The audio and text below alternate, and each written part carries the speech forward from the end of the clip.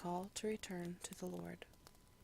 In the future, when you experience all these blessings and curses I have listed for you, and when you are living among the nations to which the Lord your God has exiled you, take to heart all these instructions. If at that time you and your children return to the Lord your God, and if you obey with all your heart and all your soul all the commands I have given you today, then the Lord your God will restore your fortunes. He will have mercy on you and gather you back from all the nations where he has scattered you. Even though you are banished to the ends of the earth, the Lord your God will gather you from there and bring you back again. The Lord your God will return you to the land that belonged to your ancestors, and you will possess that land again. Then he will make you even more prosperous and numerous than your ancestors. The Lord your God will change your heart and the hearts of all your descendants, so that you will love him with all your heart and soul, and so you may live. The Lord your God will inflict all these curses on your enemies and on those who hate and persecute you. Then you will again obey the Lord and keep all his commands that I am giving you today.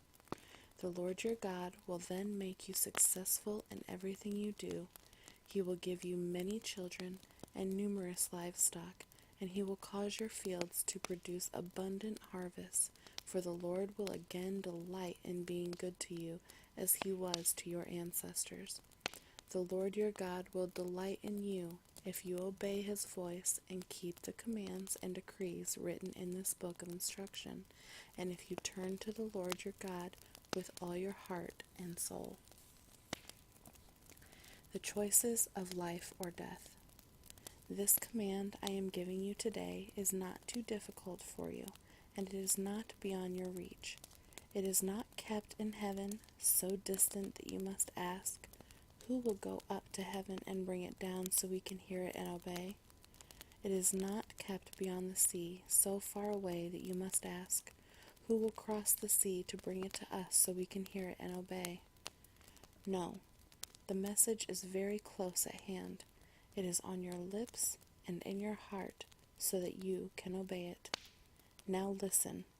Today I am giving you a choice between life and death, between prosperity and disaster.